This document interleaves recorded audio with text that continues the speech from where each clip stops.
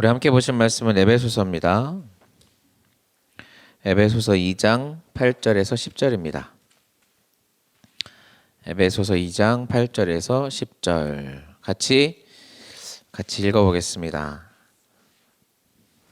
너희는 그 은혜에 의하여 믿음으로 말미암아 구원을 받았으니 이것은 너희에게서 난 것이 아니요 하나님의 선물이라. 행위에서 난 것이 아니니 이는 누구든지 자랑하지 못하게 함이라. 우리는 그가 만드신 바라 그리스도 예수 안에서 선한 일을 위하여 지으심을 받은 자니 이 일은 하나님이 전에 예비하사 우리로 그 가운데서 행하게 하려 하심이니라. 아멘. 여러분, 많은 종교와 철학들이 인간의 존재를 증명하려고 노력을 했습니다. 인간의 존재. 여러분은 왜 존재하십니까? 왜 존재하십니까? 나는 왜 존재하나요? 제가 이런 여러 고민들이 있는데 유튜브에 이제 인간은 왜 존재합니까? 라고 검색을 하니까 제일 먼저 뜨는 게 법륜 스님의 영상이었어요.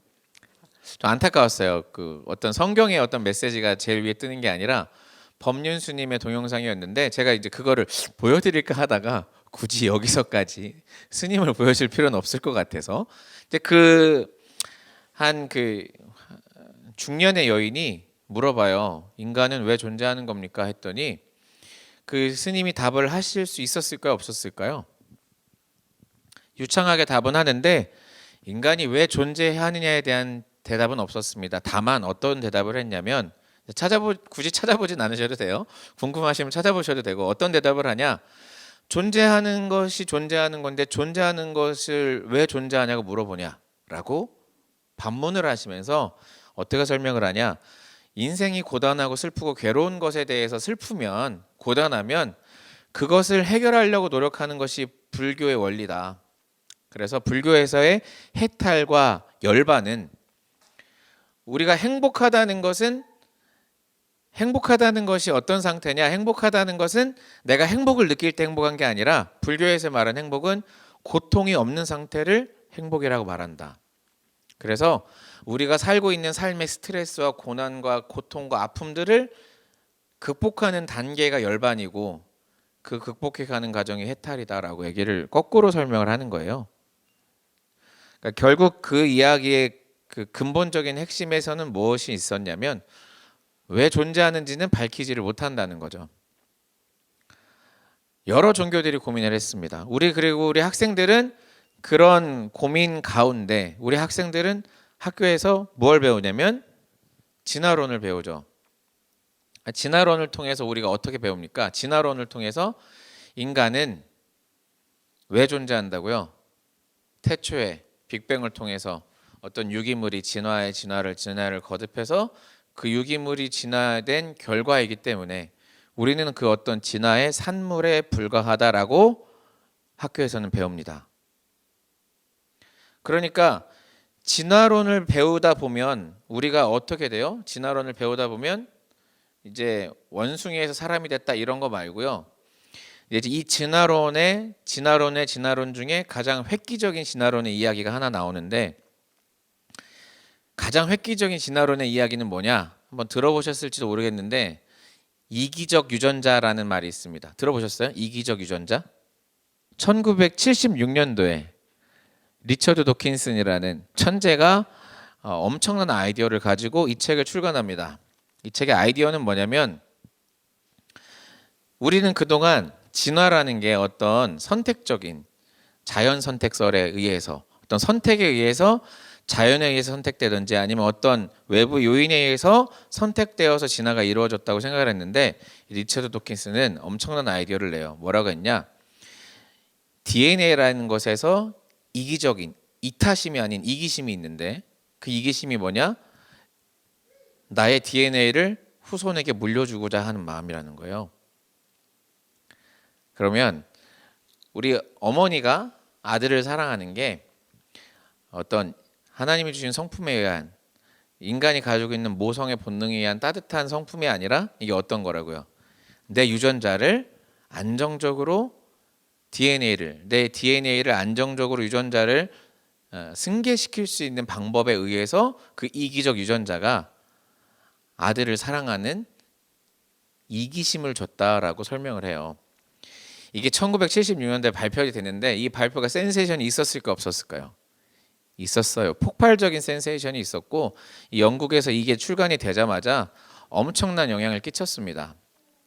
그러면서 이 책을 통해서 이제 안 그래도 반기독교적인 혹은 유물론적인 사고들을 하고 싶어하는 사람들에게 꿈과 상상과 나래를 엄청나게 펼칠 수 있도록 힘을 주셨죠. 아주 큰 힘을 줬죠. 근데 이거를 만나고 접한 사람들의 결과가 대부분 어땠을까요? 허무하죠. 그 염세적으로 세상이 허무해지고 염세적으로 바뀌죠. 왜냐하면 생각을 해보세요. 그동안 우리 엄마가 나를 사랑했던 게 유전자의 이기심 때문이었다? 아주 우리의 상식을 초월하는 그런 이야기들이 이제 이 이야기들이지만 한번 생각을 해보세요. 진화라는 것도 우리가 우스갯소리로 원숭이가 인간이 됐다는 얘기밖에 할 수 없다고 하지만 그 원숭이가 인간이 됐다고 하는 그 사고 속에서 유물론적 사고가 나오고 우리 인생이 얼마나 허무해집니까? 그래서 니체는 신이 죽었다고 했잖아요. 신이 죽었다고 한 그 니체는 결국 그 니체라는 사람이 허무주의의 대명사가 되지 않습니까? 인간이 할 수 있는 그 존재론적인 마지막 끝은 어디예요? 인간이 할 수 있는 존재론적인 마지막 끝은 결국 이거 아닙니까? 데카르트가 말한 나는 생각한다. 고로 존재한다. 아까 그 법륜스님의 말과 같은 거예요. 내가 존재함을 느낄 수 있는 이유는 내가 생각하기 때문이다. 내가 이미 존재했기 때문에 나는 존재한다라는 이야기 이상으로 이 세상은 우리의 존재를 설명하지 않죠. 그런데 우리는 너무너무 감사한 일이 있습니다. 우리는 신앙이라는 것, 우리는 예수 그리스도 하나님을 알기 때문에 우리는 존재의 의미를 잘 알고 있습니다. 한번 에베소서 1장 4절을 한번 볼까요? 우리 지난주 말씀인데요. 같이 읽어보겠습니다. 시작. 곧 창세전에 그리스도 안에서 우리를 택하사 우리로 사랑 안에서 그 앞에 거룩하고 흠이 없게 하시려고. 아멘. 명쾌하지 않습니까? 여러분, 성경은 말하고 있습니다. 우리의 창조주가 누구라고요? 하나님이시라고. 그리고 그분께서요, 그냥 우리 창세기에 보면 하나님께서 흙으로 빚으셨다 이렇게 말하고 있지만 우리 잘 알고 있는 말씀 제가 그냥 한번 읽어볼게요. 창세기 1장 27절에 보면 자막에 나올 겁니다. 창세기 1장 27절에 보면 하나님이 자기 형상 곧 하나님의 형상대로 사람을 창조하시되 남자와 여자를 창조하시고 라고 나오고 있어요. 이렇게 단순히 하나님께서 여러 인간을 창조하신 것 같지만 에베소서는 뭐라고 말하고 있냐? 정확하게 하나님께서 창세 전부터 이미 우리 한 명 한 명을 택하셔서 우리가 이 땅에 태어난 거다라고 말을 하고 있습니다.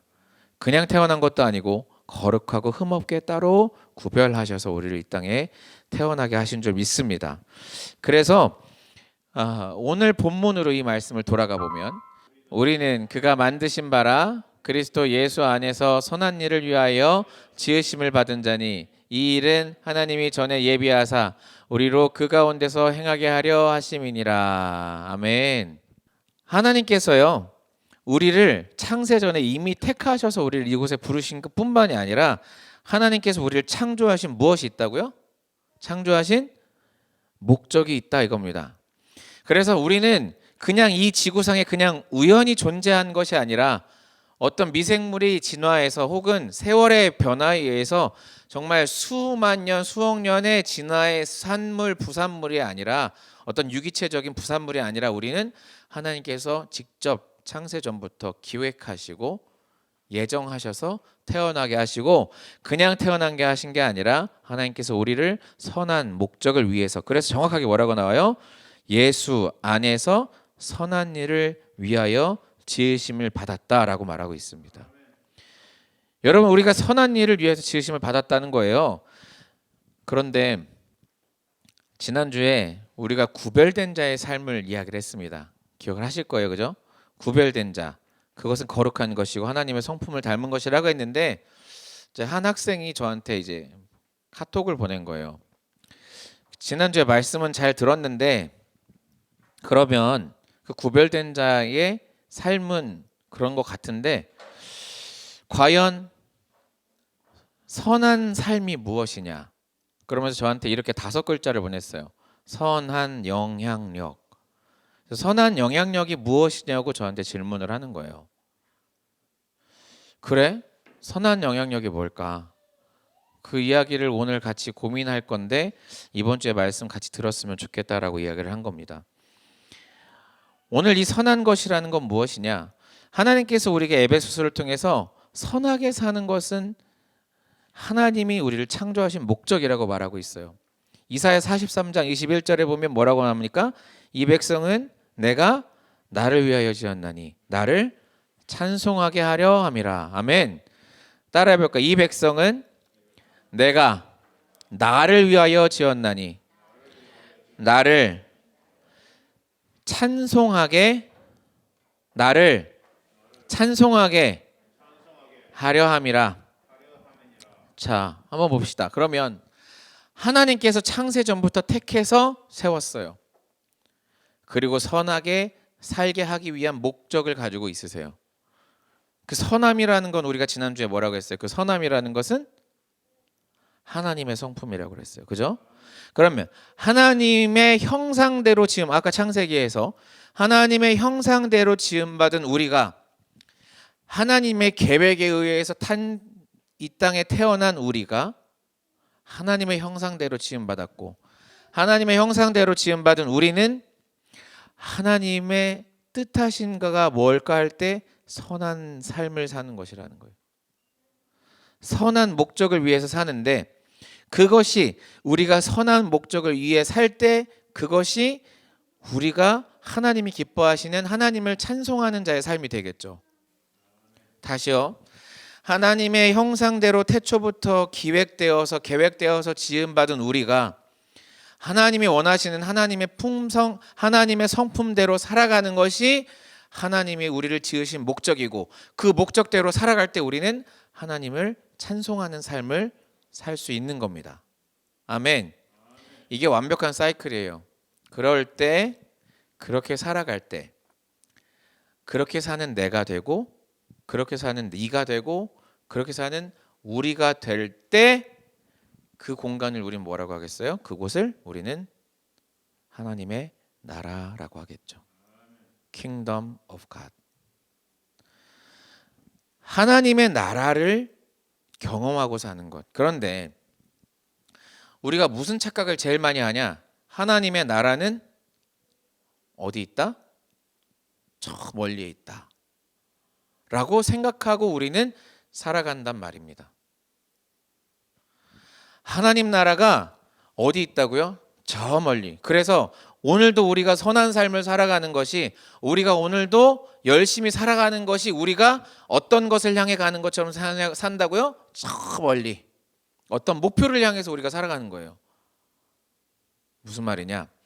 지난주 말씀에 이어서 가보면 구별된 자의 삶을 우리가 기도와 금식과 예배로 한정짓는다 하면 우리가 신앙생활을 교회의 유틸리티 안에서 교회의 어떤 기능 안에서 우리가 신앙생활을 해가면서 사는 것이 마치 뭐와 같다? 저 멀리에 있는 내 면류관 그 개털이 아니라 우리 부흥사 강사님들 표현에 의하면 개털 모자가 아니라 다이아몬드 모자, 금 모자를 쓰기 위한 저 멀리 있는 그 어떤 면류관을 향해서 더 나은 부활을 향해서 나아가는 것이 마치 어떤 우리가 마일리지를 적립해서 1등석 프레스티지 1등석을 탈 수 있는 마일리지를 많이 쌓아서 우리가 그곳으로 갈 때 1등석 자리에 앉을 수 있는 것이 하나님 나라이다 라고만 생각하면서 살 때 지금 우리의 신앙생활의 모습이 나오는 거죠. 그런데 성경은 예수님은 하나님 나라가 어디 있다고 말씀하세요? 하나님 나라가 어디 있다? 하나님 나라가 예수님이 처음 뭐라고 하셨어요? 회개하라, 천국이 가까웠느니라. 하나님께서 우리가 이 땅에서 살아갈 때 천국이 어디 있다 라고 할 때 하나님 나라는 개념이 어떻습니까? 우리는 하나님 나라를 추상적으로 저 멀리 있는 내가 죽어서 가는 나라라고만 생각하면 안 된다는 겁니다. 하나님 나라는 어디여야 됩니까? 이미 내 마음이어야 하고 이미 우리 공동체여야 되는 거죠. 다시요. 자, 하나님의 형상대로 지음받은 사람들이 하나님의 형상대로 이 땅에서 살아가는 것이 하나님 뜻대로 살아가는 것이고, 그것이 보세요. 내가 사람이 있어요. 나라는 인간이 있어요. 그리고 나라는 인간이 살아가는 땅이 있어요. 그리고 나라는 인간이 살아가는 땅에서 하나님의 법이 실현돼요. 하나님의 뜻이 실현돼요. 그곳이 바로 어디예요? 그곳이 하나님 나라라는 거죠. 그러니까 하나님 나라는 내가 죽어서 만나는 나라이기도 해요. 이미 왔으나 아직 오지 않은 나라이기도 하지만 그 나라는 이미 어떻게 돼야 된다는 거예요? 이미 내 안에 있어야 된다는 거예요. 그래서 오늘 하루를 살아가는 내 인생도 하나님의 왕국 안에 살아가는 하나님의 자녀로서, 우리가 이미 갈라디아에서 수많은 이야기를 하잖아요. 자녀이면 상속자인데 그 상속자는 바로 하나님의 자녀인데, 하나님의 자녀가 이 땅을 살아갈 때는 세상의 법으로 사는 것이 아니라 하나님의 통치 안에 살아가는 것이기 때문에 하나님의 통치 안에 살아가는 것이야말로 하나님 나라라는 거죠. 그것이 우리의 삶이라는 거예요. 그러면 이 하나님의 나라에서 하나님의 주권을 갖고 살아가는 이 사람들이, 하나님께서 우리가 이 땅에서 어떻게 살기를 원하셨느냐? 지난주에 제가 소금과 빛에 대한 이야기를 잠깐 했는데 오늘은 그 이야기를 좀 확장시켜 보려고 하는 거예요. 여러분, 소금하고 빛이 있어요. 소금, 빛. 너희는 세상의 소금이라. 맛을 잃으면 밟힐 뿐이라. 너희는 세상의 빛이라. 등경 위에 올려놓을 것이다. 여러분, 소금을 한번 생각해 보면 소금을 어디서 구하죠? 소금 어디서 구하죠? 마트에 가서 사올 수 있습니다. 우리나라는 소금을 어디서 구해왔어요? 우리나라는 염전에서 소금을 구해오잖아요. 이스라엘은 소금을 어디서 구했을까요? 우리 왜 그 창세기에 보면 누가 소금 기둥이 돼요? 네, 소돔과 고모라가 소금 기둥이 소금으로 바뀐다고 하죠. 소금으로 바뀌었잖아요. 롯의 아내가. 그런데 실제로 그 소돔과 고모라가 어디 있다? 우리가 알고 있는 사해, 염해 근처에 있다고요. 뭐 고고학적으로 정확하게 여기다는 아니지만 거기쯤으로 추정을 하고 있고, 거기 성지순례를 갔다 오신 분들은 이제 롯의 아내인 것처럼 이렇게 사람의 형상하라고 한 소금 바위를 보여주면서 저것이 롯의 아내다라고 이제 설명을 한다고 해요. 사진으로만 봤어요. 저는 가보진 못했어요. 코로나가 아니면 우리 한번 같이 가십시다. 소금 기둥으로 안에 롯의 아내가 서 있어요. 거기가 왜 그러냐? 거기는 소금 밭이라는 거예요. 그래서 그 소금, 그 사해라는 그 바다도, 염해라는 바다도 소금 덩어리지만 그 주변에도 땅이 소금이라는 거예요. 그래서 땅의 80%가 소금이래요. 그래서 이렇게 흙을 퍼올리면 그게 소금이라는 거예요. 그리고 또 우리나라에는 이런 개념이 없는데 소금 광산이라는 데가 있어요. 그래서 이렇게 땅을 파고 들어간다는 거예요. 로마는 일찍부터 소금에 눈을 떠서 이 이스라엘 지역에 있는 소금뿐만이 아니라 이 바닷가에서 소금을 많이 이렇게 염전을 가지고 소금을 채취했다고 해요. 그래서 이 로마 시대 때 소금은, 지금 우리가 지금 이스라엘 역사를 같이 가고 있잖아요. 로마 시대잖아요. 로마 시대 때 소금은 초기에 뭘로 쓰였다? 네, 화폐로 쓰였다고 해요. 여러분 생각해 보세요. 이 흙에서 소금을 퍼왔기 때문에, 보세요. 이게 흙에서 퍼왔어요. 그래서 이렇게 먹다가 이 부분은 맛이 있는데 이 부분은 흙이야. 그러면 버리는 거잖아요. 그러니까 땅에 버려서 밟는 거잖아요. 그러면 로마 시대 때 우리 이스라엘 사람들이 이 예수님이 말씀하시는 너희는 세상의 소금이요 빛이라고 할 때 이 로마 사람들이 생각하는 소금은 뭐였다고요? 화폐, 돈이었다고요. 여러분, 봉급을 뭐라고 하죠? 셀러리. 셀러리가 솔트에서 나왔대요. 그러면 이 소금이 예수님께서 너희가 이 땅의 소금이라고 했을 때 이스라엘 백성들이 이것을 받았을 그 임팩트는 우리가 지금 느끼는 국에 넣어 먹는 소금하고 같아요, 달라요? 네, 제가 볼 땐 차원이 달랐을 겁니다. 그것에 어떤 관계까지 있었을까요? 저는 이스라엘 백성들이 금전적인 어떤 물질, 화폐에 대한 가치까지도 너희는 세상의 소금이라 할 때 충분히 연상시킬 수 있지 않았을까라고 저는 생각을 해봅니다. 마가복음 10장을 한번 같이 보시겠습니다. 같이 읽어볼까요? 예수께서 길에 나갈 새 한 사람이 달려와 꿇어 앉아 묻자오되 선한 선생님이여 내가 무엇을 하여야 영생을 얻으리이까. 우리는 지금 계속 구원에 대한 이야기를 하고 있는데 한 사람이 꿇어 앉아서 이제 질문을 하는 거예요. 자, 18절에 예수께서 이르시되 네가 어찌하여 나를 선하다 일컫느냐 하나님 한 분 외에는 선한 이가 없느니라. 너 뭐 갑자기 뜬금없이 선하다 그래? 하나님이 선하신 거야. 그죠? 하나님이 선한 겁니다. 아멘. 그러니까 이제 19절에 예수님께서 이어서 말을 하시는 거예요. 너 계명을 이미 알고 있잖니? 십계명을 막 보여주시죠. 인간의 계명들을 보여주세요. 그래서 십계명 중에 인간의 계명들을 보여주시면서 이렇게 계명을 말하고 있단다. 자, 여기서 어떤 전제가 있어요? 한 사람이 영생에 대해서 묻자 예수님은 뭐라고 하고 계세요?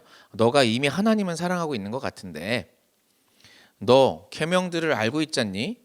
인간의 계명을 설명을 해줍니다. 그런데 이 사람이 뭐라고 그래요? 이 사람이 이렇게 말합니다. 아니요, 예수님, 제가 그거는 이미 다 하고 있어요. 하고 있대요. 그러니까 예수님이 저는 이 말이 너무 좀 무서워요. 왜냐하면 예수님이 그를 보시고 사랑하사 이르되라고 말해요. 사랑하사 이르되 그랬구나. 근데 네가 뭐가 부족한 게 하나 있어. 뭐가요? 너 가지고 있는 것을 다 팔아서 가난한 사람들한테 주어라.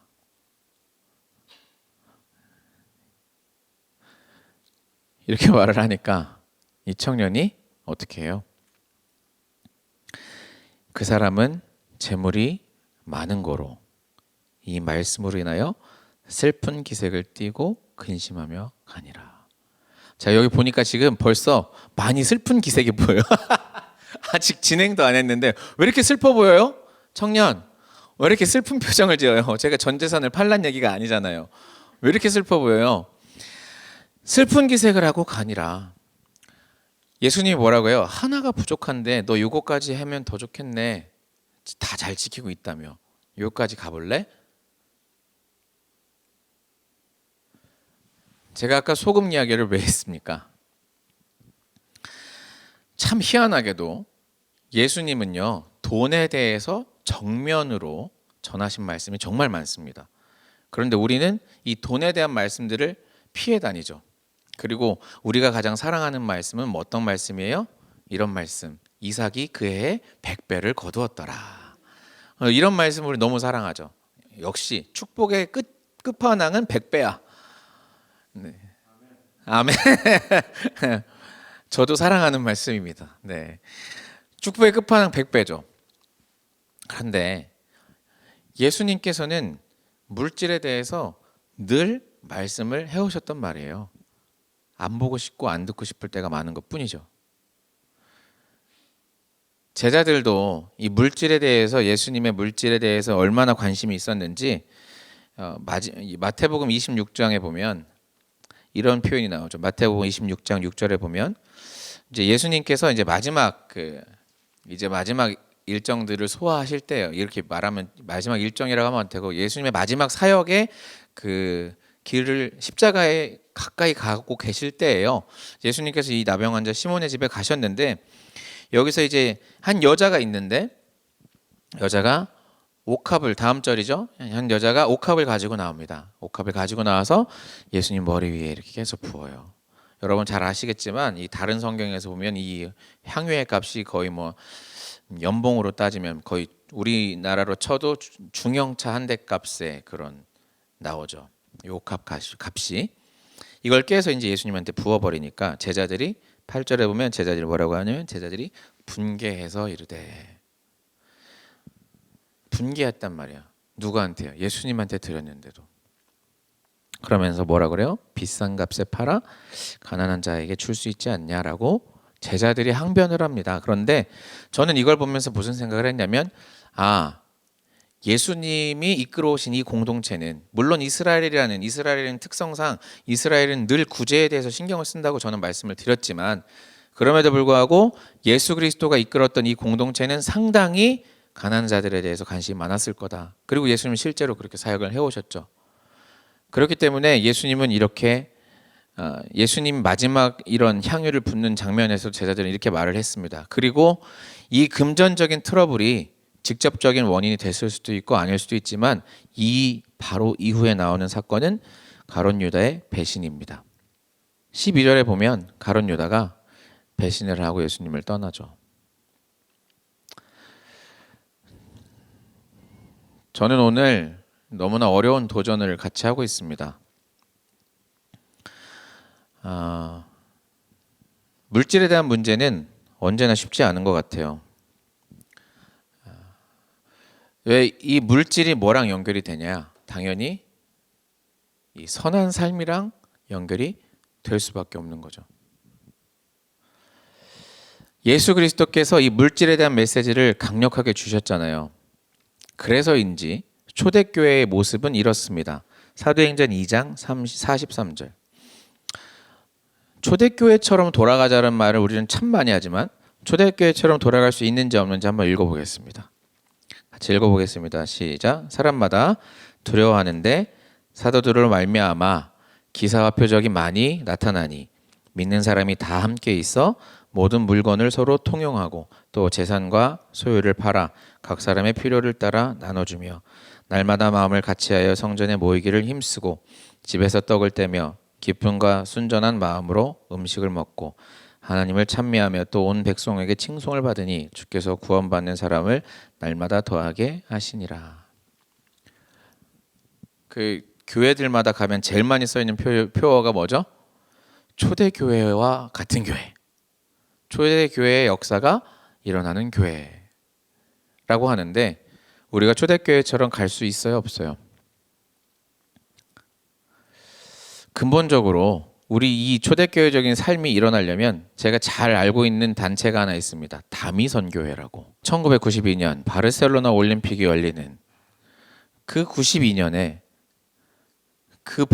눈부시 발전한 92년도에 예수님이 재림하시고 휴거가 일어난다고 가진 집문서, 땅문서, 자동차 다 팔아가지고 헌금을 하고 열심히 예수님의 오심을 기대하며 사모하며 기도원에서 부르짖었던 공동체가 있어요.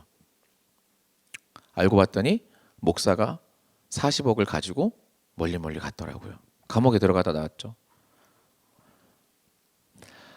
초대교회를 흉내낸 공동체들은 있었지만 하나님께서 이 초대교회라는 공동체마저 전 세계로 뿔뿔이 흩어버리셨습니다. 답답하죠? 제가 오늘 무슨 얘기를 하고 있는 겁니까? 선한 삶이라고 하는 것이 우리가 지금까지 자비를 베푸는 것에 있어서 그래, 어려운 사람을 도울 수도 있고, 그냥 우리가 처음에 생각했던 선한 삶이라는 것은 교회에 잘 나오고 예배를 잘 드리고 새벽 기도를 나가고 금식 기도를 하고 욕을 하지 않고 술 담배를 하지 않고라는 것이라는 착각에서 하나님이 원하시는 삶이라는 그 다음 단계로 진입을 한다면, 그럼 하나님이 원하시는 삶이 무엇이냐 할 때 이 땅에서 하나님의 뜻을 펼치고 사는 것이 하나님의 뜻이라고 한다면, 이제 거기서 한 번 더 나아간다면 하나님의 왕국을 만들어 간다고 할 때 하나님은 그 하나님 왕국에 있는 하나님의 자녀들이 어떻게 살기를 원하실까라는 고민을 할 수 있는 거죠. 그래서 부자들이 가난한 자들을 돕고 그들이 가진 것을 팔아서 더 좋은 거 먹고 더 좋은 집에 살 수 있지만 공동체를 이루고 가진 것을 나누며 더 공평한 삶을 살려고, 더 평등한 삶을 살려고. 물론 여기서 어려운 단어들이 있고 어려운 고민들이 있어요. 그러면 공산주의가 유토피아냐? 그건 아니란 말이에요. 그럼 우리가 하고 싶은 어떤 목표는 뭐냐?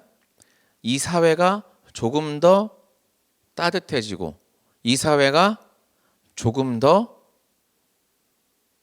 하나님 보시기에 하나님 나라에 가까워질 수 있는 어떤 고민들을 우리는 해야 하지 않느냐라는 거죠.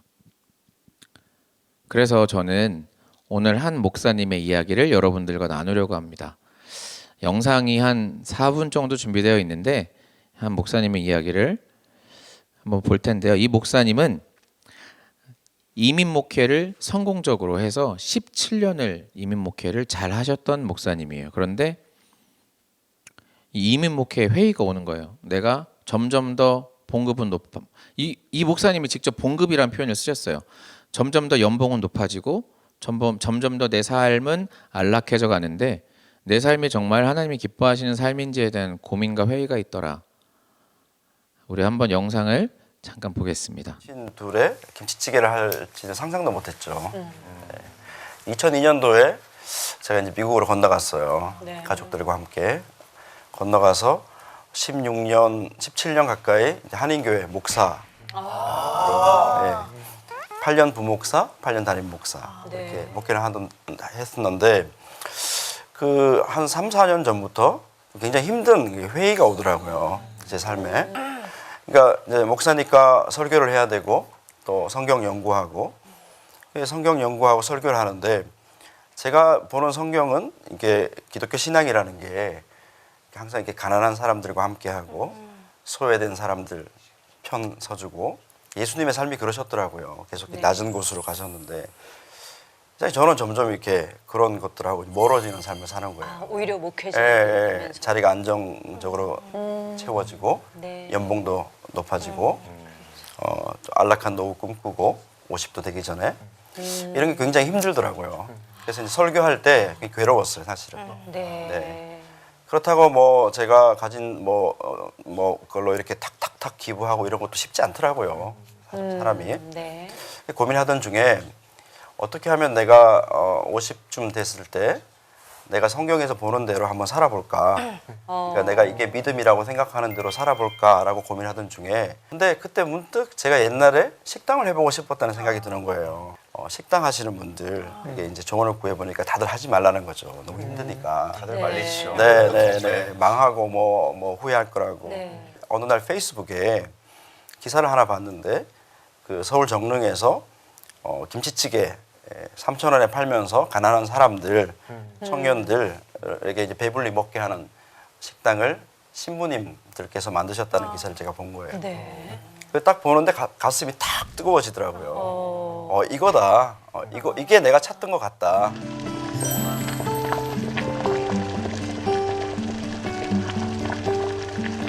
교회 다니시는 분들이 되게 많이 질문하시는 게 왜 목회 안 하시고 이거 하시느냐? 저는 이게 목회라고 생각해요. 실제로 저는 여기서 목회가 일어나고 있다고 생각해요. 손님 중에 단골 손님 계시잖아요. 그럼 제가 그 사람들에게 밥만 파는 게 아니고 마음도 같이 나누고 안부도 묻고 또 그 사람들은 자기 아픈 거 힘든 것도 얘기하고 제 아는 친구 목사 하나가 와서 잠깐 있다가 제가 손님하고 이야기하는 걸 옆에서 보면서 그런 얘기를 하더라고요. 야, 이거 목회구나. 그래서 이게 참 목회라고 저는 생각해요. 물론 교회 안에서 이제 목양하시는 목사님들도 훌륭하시지만 교회 밖에 있는 사람들에게 이렇게 예수님 마음으로 다가갈 수 있다는 것은 참 좋은 거라고 생각해요. 이제 제가 그런 일을 한다고 하니까 그러시더라고요. 요즘 누가 밥 못 먹고 사느냐고. 저도 그 말도 맞다라고 생각하는데 식당을 해보니까 밥을 못 먹고 사는 사람은 없을지 몰라도 밥을 충분히 못 먹고 사는 사람은 참 많아요. 되게 충격적이었던 게 저희 식당 안에 이제 500원짜리 계란 후라이 하는 데가 있어요. 네네. 손님이 원하셔가지고 이제 셀프 바를 만들었는데 본인이 이제 원하는 후라이 해서 먹는데 500원이에요. 네네. 청년 하나가 그 후라이 앞에서 이렇게 한참을 서 있는 거예요. 이렇게. 너 뭐하냐? 거기서 그랬더니 고민 중이에요. 뭐 이거를 먹어야 되나 말이야. 먹어. 500원이잖아요. 500원이라는 돈이 지금 그 친구에게는 굉장히 큰 돈이거든요. 그 놀라운 사실이죠. 네. 500원 주머니에 있고 없고 우리 감각 없잖아요. 그래서 3,000원짜리 찌개에 밥을 무한으로 리필해 주는 거. 그래서 와서 사람들이 맛있게 또 배불리 먹고 가는 이제 그걸 이제 매일매일 보면서 행복하죠. 힘든 거는 문제가 되지 않을 만큼 기쁘고. 그래서 그 전에는 이제 뭐 설교 은혜 받았습니다. 오늘 설교 감동적이었습니다. 이 말이 되게 좋았거든요. 요즘은 제가 가장 행복한 말이 찌개 너무 맛있어. 어떤 손님이 저한테 그래요. 목사님이야말로 예수님처럼 사시는 분이라는 거예요. 얼마나 제가 지구멍 찾았죠. 너무 부끄러운 거죠.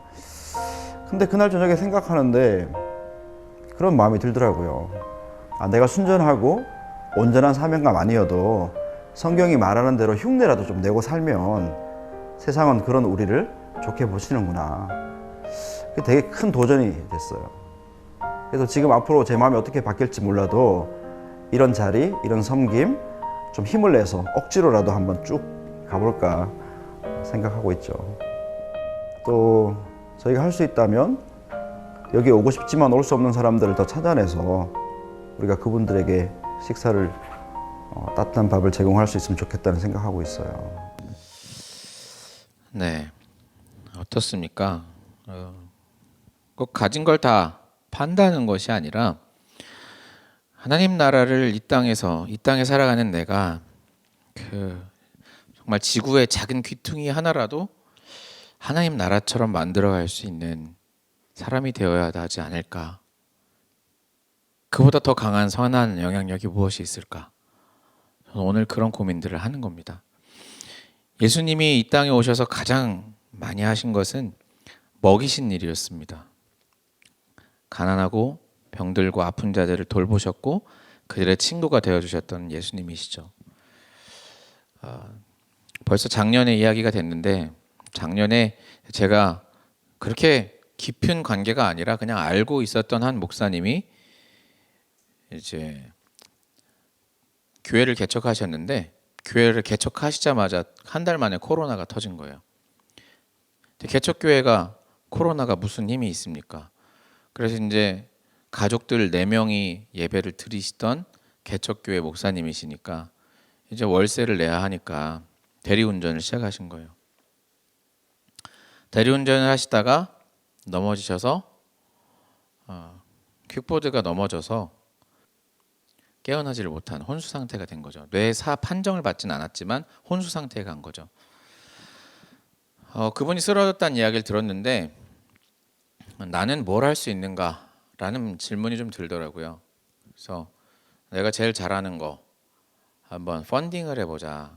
그래서 제가 누가 시켜서도 아니고 누가 돈을 줘서도 아니고 제가 제 돈 들여서 제가 그 병원을 찾아가서 지인들을 인터뷰를 하고 또 사건 현장을 찾아가서 촬영을 하고 또 경찰서를 쫓아가서 사건의 자초지종을 물었고 CCTV가 어디 확보된 데가 없는지 사건은 어떻게 일어난 건지 온갖 곳을 뒤지면서 돌아와서 영상을 만들고 기사를 썼습니다.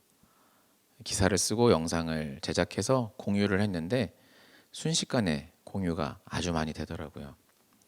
그리고 한 달 만에 1,800만 원을 모금을 했습니다. 그래서 제가 거기서 10원 한 장 쓰지 않고 전부 다 그냥 드렸어요. 너는 돈이 어디서 나서 그러고 다니냐?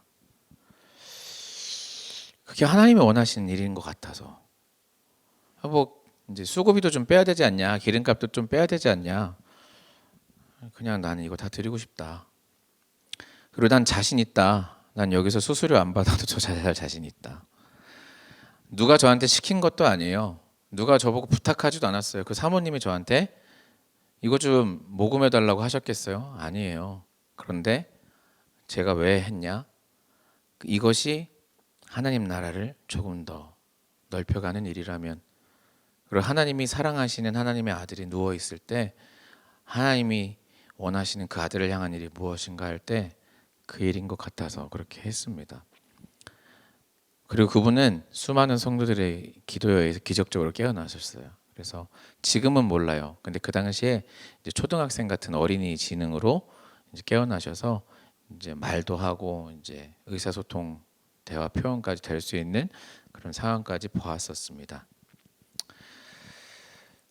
지금 이 목사님도 마찬가지입니다. 저는 목회가 싫었어요. 죄송하지만 저는 목사가 싫었어요. 왜냐하면 목사의 삶이라는 게 큰 교회, 특히 잘 나간다는 세상적으로 석세스, 성공한 목사들이 어떤 삶을 사는지를 너무나 잘 알고 있기 때문에 저는 역설적으로 정말 하고 싶지가 않았어요. 그래서 늦게 시작했는지도 모르겠어요.